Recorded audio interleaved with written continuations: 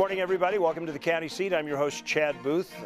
There's been a lot of law enforcement in the news, but there is also some good news in law enforcement that should be making headlines. The Utah Sheriff's Association has selected a new executive director, and he's joining us today along with the incoming president of the Utah Sheriff's Association. We'd like to welcome a familiar name in this new role, Sheriff Aaron Kennard, who's been the sheriff of Salt Lake County for several years and now has taken the executive director role, and incoming president, Stephen White. Thank you for joining us today. Thank you. I do want to start for anybody outside of Salt Lake County, probably statewide. Your name's familiar, Sheriff Kennard, but I'd like a little bit of background on your service in law enforcement. Surely. I started in 1971 with the Salt Lake City Police Department, and I worked my way up to captain, having served in every division in the police department possible, and was approached by the Republican Party in 1990 to run against Pete Hayward for sheriff. At that time, I was the only Republican that was willing to take him on, a very popular incumbent Democratic sheriff, Pete Hayward, of which I had dealt with him for many years prior to when I was the captain in many divisions. Bottom line, I served 20 years with Salt Lake City Police Department. I was elected sheriff of Salt Lake County in 1990 and served from 1991 through 2007, 16 years. When I left the sheriff's office in 2006 in December, in January of 2007, the National Sheriff's Association approached me and asked if I would be interested in serving as their executive director. I said yes. I was taken back to D.C. and interviewed by the board of directors of the National Association, and they unanimously picked me to be their executive director of the National Sheriff's Association. And I served from 2007 to 2015, 8 years as their executive director, and retired just 2 years ago. And how was Washington as an environment? You've been very active in the Utah Sheriff's Association here prior. I had been. So how different was that experience in Washington? Well, let me share with you. I had been back there many, many times because, as you mentioned, being active with the Utah Sheriff's Association, I was back there representing us as well as the state on many issues. But to my sweet wife, it was a culture shock, to say the least. And, there's nothing that happens in the entire world that is not touched by Washington, D.C. So in that regard, it was an honor to be back there. It was what I considered at the time to be a capstone to my career until I was selected as the Utah Sheriff's Executive Director. In coming back to do this, the Utah Sheriff's Association really hasn't had an executive director for a while, have they? They haven't. It's been, I believe, 4 to 5 years. It's been in limbo. It's been run by a couple of people, Gary DeLand and Helen Spann. They have been doing a good job, but nobody has really been the face of the organization or the mouthpiece other than the current president and a few of the legislative issues being dealt with by respective sheriffs. This became my capstone to my career. As an incoming president, does it make your task easier to head up the Sheriff's Association with an executive director? It makes it immensely easier for me. Especially with Aaron's experience, we got a double win with him, not only being NSA, but a former member of the Utah Sheriffs. So yeah, he can hit the ground running, and that's huge for us. We're going to continue our conversation.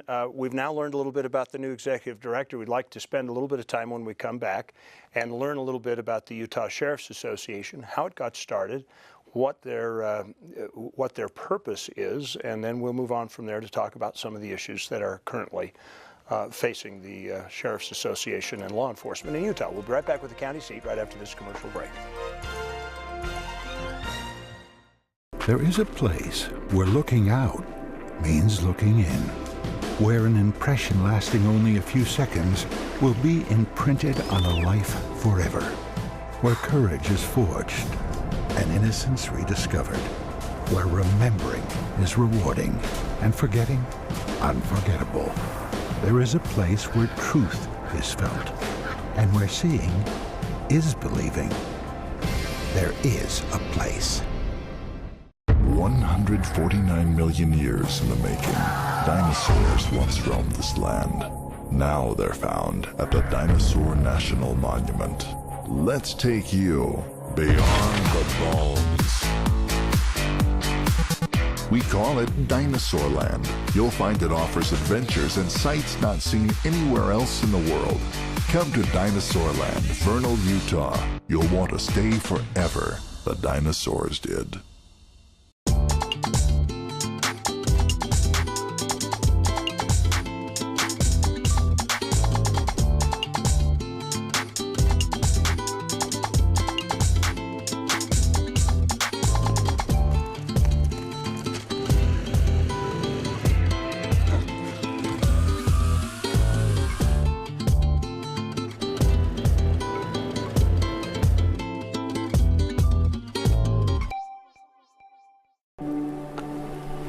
All local products have a story of magical places, real people, and delicious recipes spanning generations.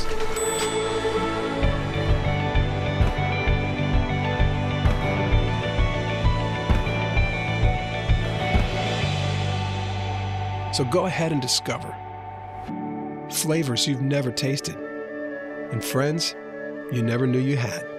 Utah's own Discover Local Food. Welcome back to the county seat. We are talking about the Utah Sheriff's Association today, and we've now talked about the executive director and some of his credentials he brings to the post. I would like to start talking about the history of the group. You know, there are Utah Association of Counties. You've got different groups representing county government. Why a Sheriff's Association in Utah? You know, it's along a lot of those same lines. You're stronger when you're all together. You know, the association, it's better to have all 29 voices. We can chime in on legislative issues. We can chime in on national issues. It's and plus it's for jail standards and everything else. It gives us one unified voice. How did the association start? You know, the association started, and Aaron, you may jump in and help me on this, if you wouldn't mind. I think it was in 1991. Is that correct? Or did I get the dates wrong? I was elected in 91, took office in 91, and 2 years later, 93, we formed the association. We felt, just as the sheriff has said, there needs to be a unified organization. We need to be as one, and it needs to be organized. So I, being one of the ones that brought it up, I was kindly selected to lead it and make it happen, and I was honored to do that. We organized in 1995 officially, became a nonprofit 501c3 organization. I headed that up, made sure that we got our exemption from the IRS, which was the first step. And then naturally we became incorporated through the state of Utah. And at that time we became a fully organized group, not only with the state but with the feds. How long did it take for the Utah Sheriff's Association to gain traction as far as, you know, legislative issues and all of that stuff? Was it just readily recognized off the block, or did you guys have to do a lot of work to gain the attention and respect of legislators? Well, we like to think we were of some notable power immediately. And the reason being is we are elected. In fact, the sheriffs are the only elected law enforcement in the country. And most of our people that are electing us, constituents, are the same ones that elect our congressmen.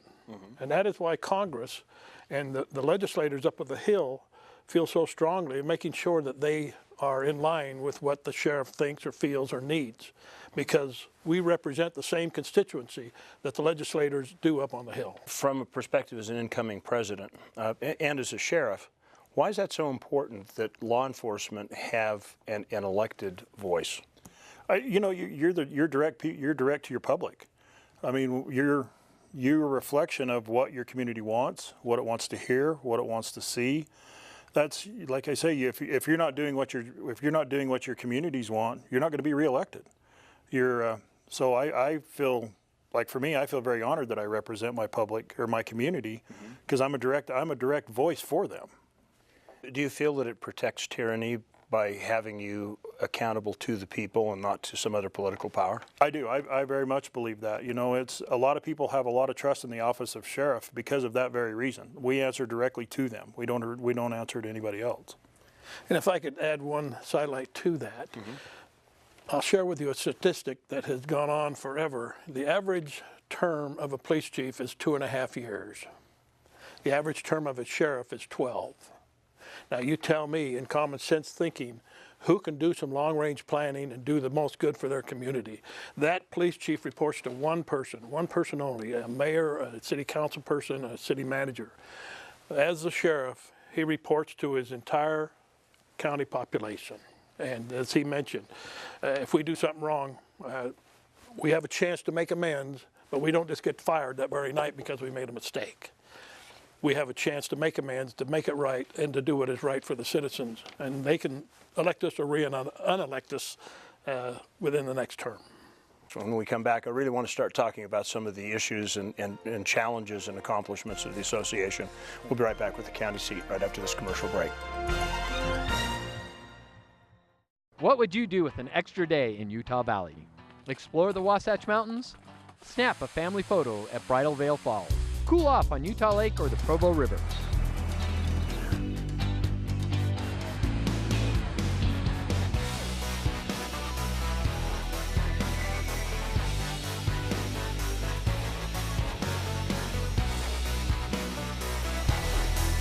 No matter what you're searching for, you can find it in Utah Valley. Bring everyone together.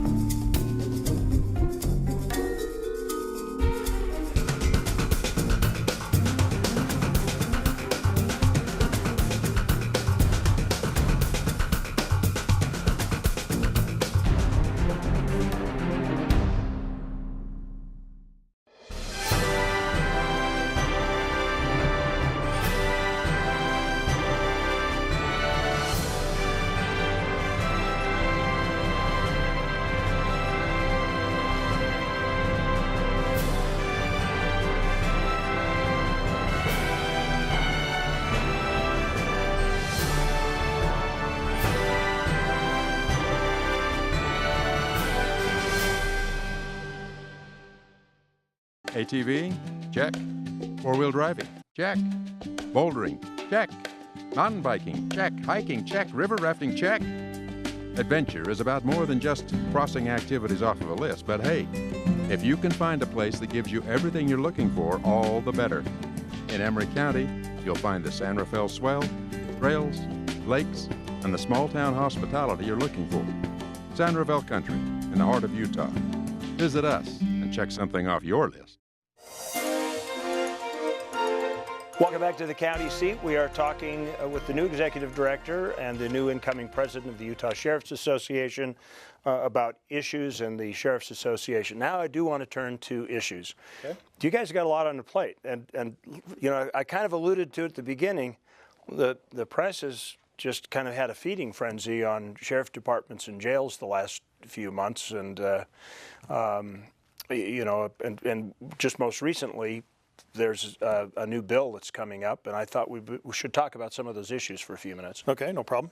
So let's start with Representative Ray and the bill he's proposing. Tell me the genesis of that. Well, the genesis of the bill is to clarify some of the statutory obligations of the sheriff. It's my understanding, talking to a couple of the other sheriffs, is it's the wording's been around since the 50s, and it's to clean some of that up and give some clarity for the sheriff, along with the county commissioners and some of them, of what everybody's roles and responsibilities are.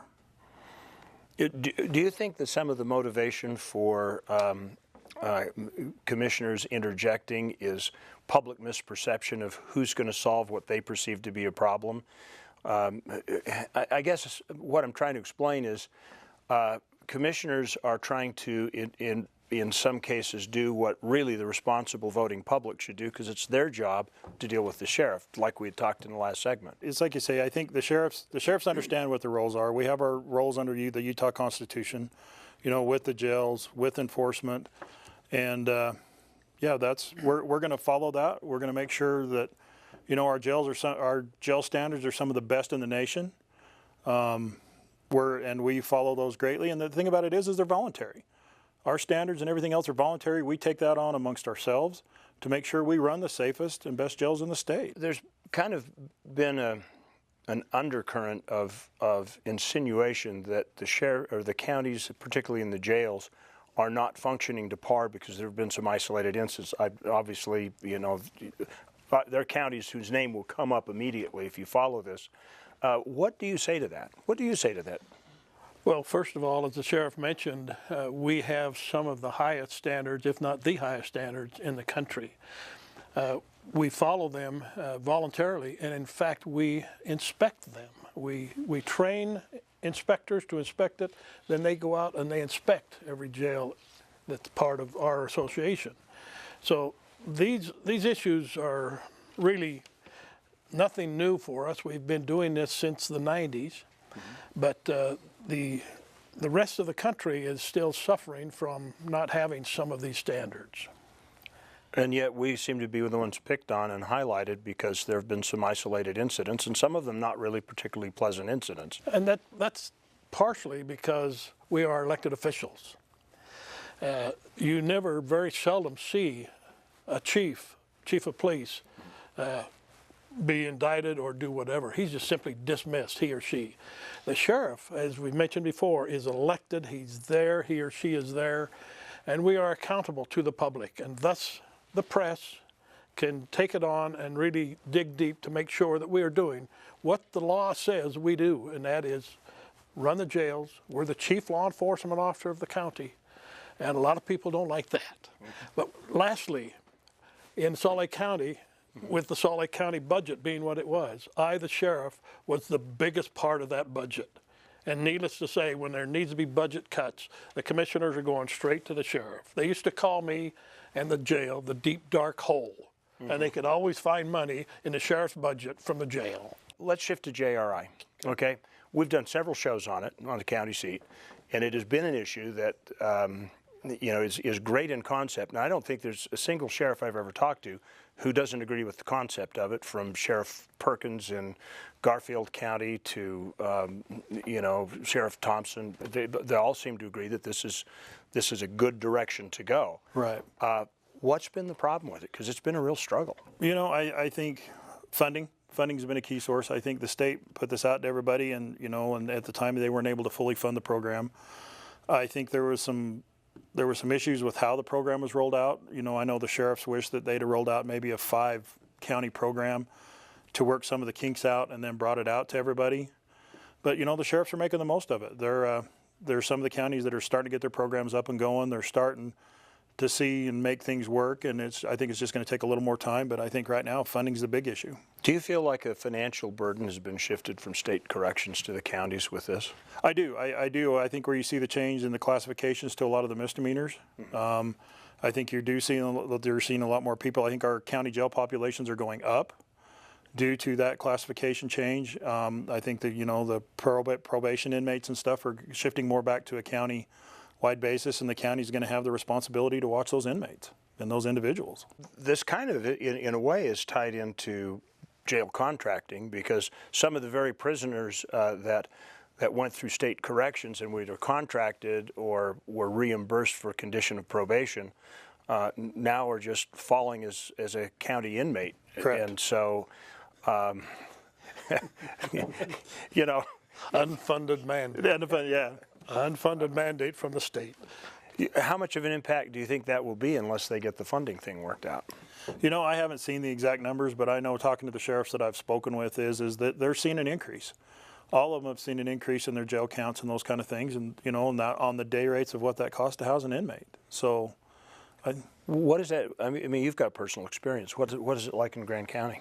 You know, Grand County, for me, it's the last year's been kind of easy for me because my jail's been closed, because I've been under a remodel. So, but you know, we're seeing it. We were transporting inmates 2.5 hours to Emory each way, and our jail counts, we were maintaining our numbers. I would say, just ballparking, I would say probably maybe a 5 to 10%, and that's just guessing.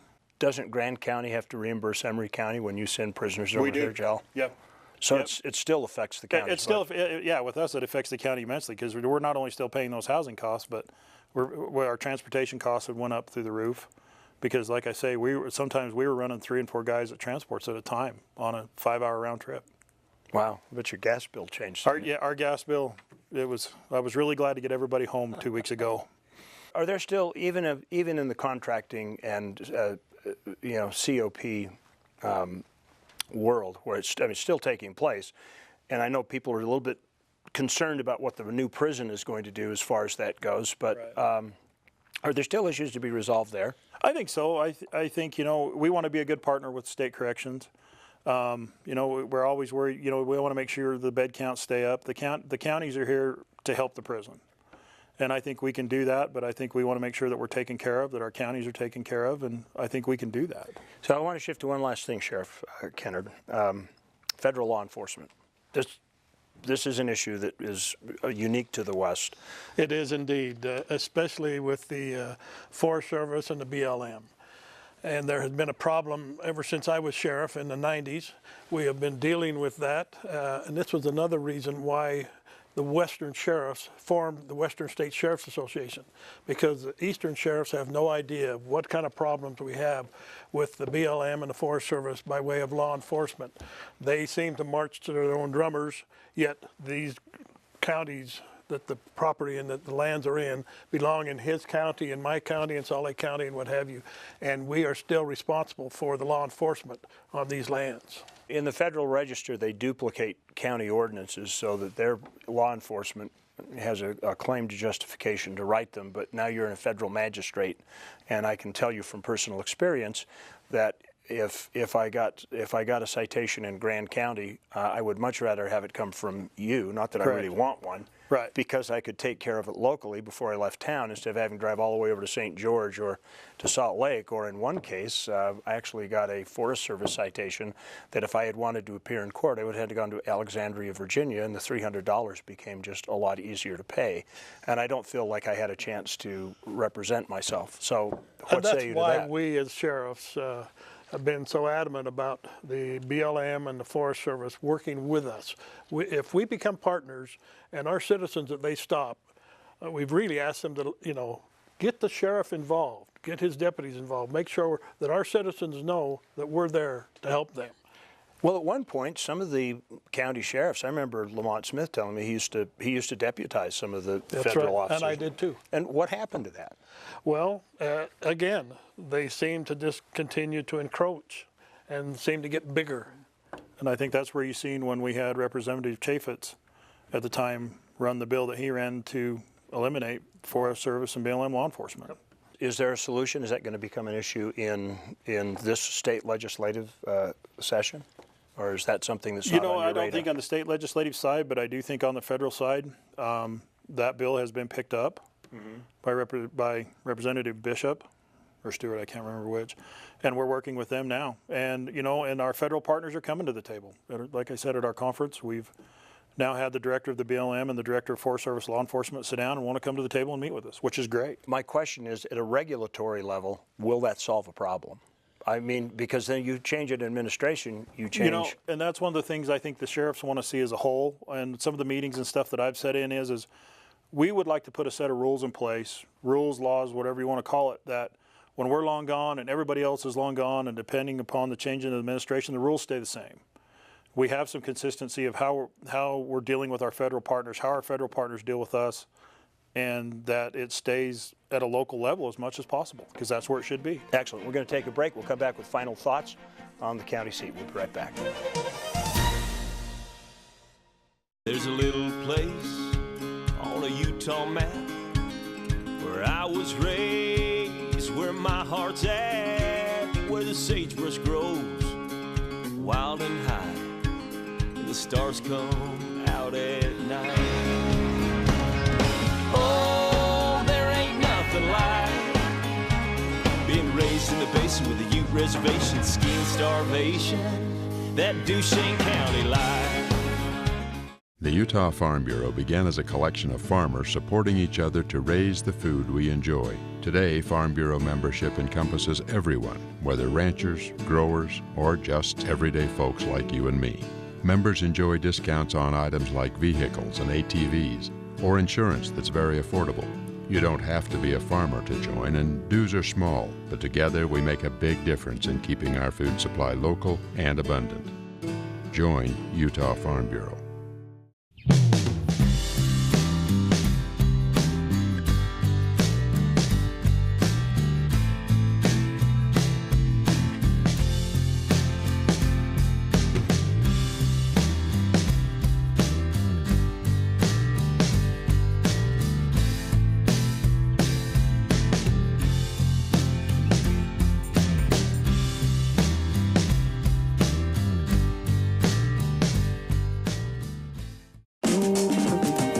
Hills Mall offers more than just shopping. Bring the whole family and enjoy SeaQuest Interactive Aquarium to feed the fish and exotic birds, hold live reptiles, and even swim with the stingrays. Or pump up the action and visit Dartside, Utah's premier soft foam dart tag arena. And don't forget the Great Room Escape, where you can challenge your friends to solving mysteries inside themed rooms.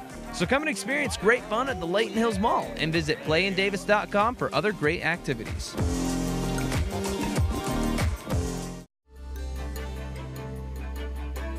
Welcome back to the county seat. We are talking with the representatives of the Utah Sheriff's Association today. We had a really good conversation. Anything we missed? A final thought? Sheriff, we'll start with you. You know, no, I just hope people understand and appreciate how much the sheriffs of Utah do for the state of Utah. I'm very honored to be one of those sheriffs, and speaking for them, they are very proud of their state. They're very proud of how things go, and look forward to continue to serve. Good. Sheriff Kennard. It's an honor to be representing the Utah Sheriff's Association. It is now my capstone to my career. We intend to be working very hard, we meaning myself, my family. The association means a great deal to me. We will be hand in glove with them at the legislature, at Washington, wherever we need to be to make sure that we have a voice. You think that voice is more likely to be heard right now than perhaps it was 2 years ago? Well, I'm hoping so. I believe we bring some credentials and credibility, we meaning myself, and naturally the incoming president has all the credibility and stature that is needed to run the organization. So together, I believe we're going to make quite an impact this year. Good. Well, as his issues continue to develop, please keep in touch with us. Appreciate it. Thank you. Thank you for joining us for the county seat. We try and bring you this show each week with important county issues, always with the reminder that local government is where your life happens. It is the most important form of government. You need to be informed and involved, and you need to, if this has been of interest to you, share with your friends. We've got social media, and you can connect with us there. You can share it and watch it again, and we'll see you next week on the county seat.